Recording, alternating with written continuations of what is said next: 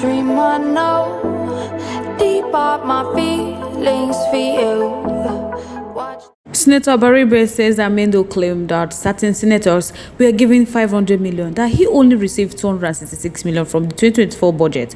Moving on, we have President Tinubu has insisted that federal government won't pay a dime as a ransom to free their adopted children. Alright people, welcome back to this wonderful channel as we bring you back-to-back updates and information as it is hot. In case it's your first time of joining this wonderful channel, kindly go ahead and subscribe, like, comment, share, and also remember to turn on the notification bell to get notified whenever we drop our video, so that now you could be the first to watch them. People don't be small matter they happen for this country. Ever since we Senator Negi come out talk say they padded 3.7 trillion inside the 2024 budget. Hey, my people, there has been a confusion in the Senate House.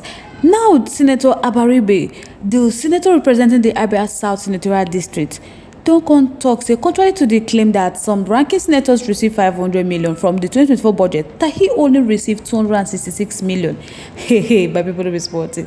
You can recall that the senator representing Cross River North Agom Jarigbe on Tuesday also revealed that the senior ranking senators had received 500 million each from the 2024 budget, while he got nothing. So the lawmaker who has spent at least 4 years in the Senate are regarded as ranking senators. Jaribe made the revelation on the floor of the Senate while speaking on the allegation of budget padding raised by the lawmakers representing Bauchi Central Senator Abdul Nengi. We never tell when Nengi earlier accused the Senate of padding the 2024 budget, saying that the National Assembly added an extra 3.7 trillion to the initial budget.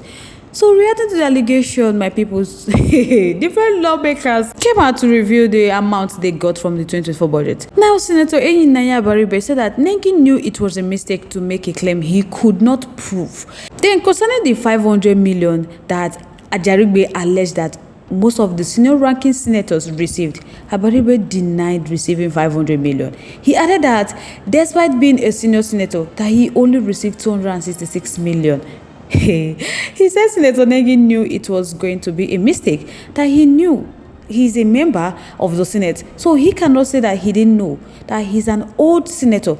So he has been in the Senate before. He knew that this wasn't correct. So he has never got 500 million, that he thought that Jaribe tried to clarify his statement, but he came back subsequently to say that no, Nengi told him that he was given because he didn't get. He also is a ranking senator. Abaribe said that what he thought at the end of the day and what he really sees is that he's an Apgar senator and the only Apgar senator in the Senate. So maybe being a minority of the minority, they didn't even consider him worthy of being given such amount. So nobody told him about that. So he wanted to say that without equivocation, that both Ajaribe and the Senate leader tried to clarify this issue. Number one is that nobody was given 500 million.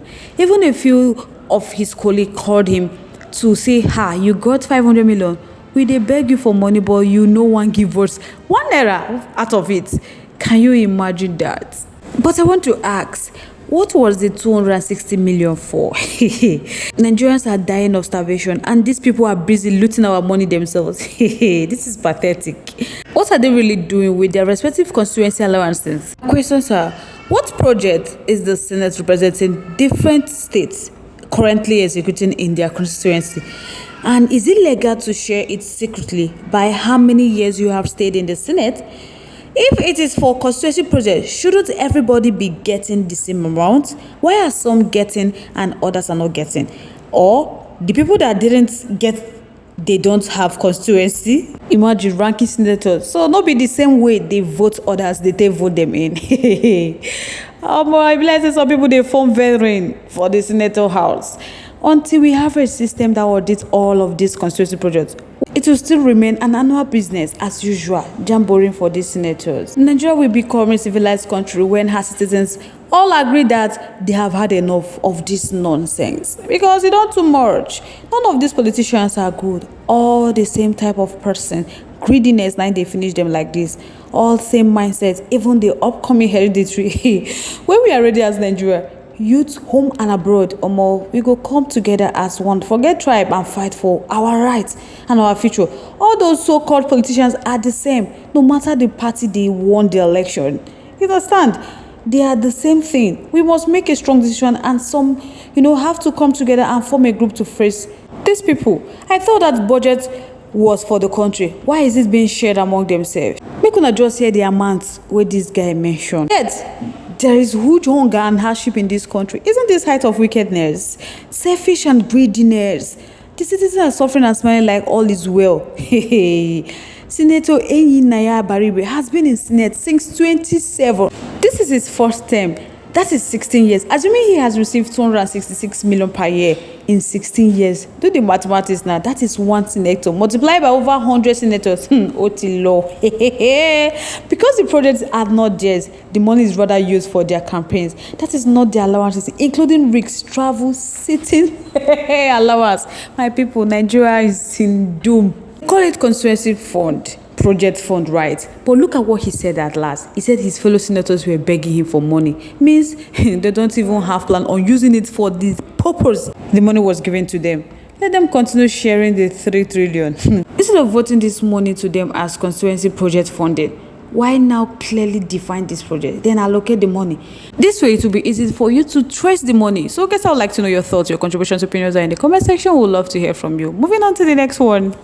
President Tinubu has insisted that his government would pay no ransom to bandits and terrorists to rescue the release of kidnappers' victims in the country. The Minister of Information and National Orientation, Mohammed Idris, disclosed this at the end of the 3rd Federal Executive Council meeting at the State House in Abuja on Wednesday.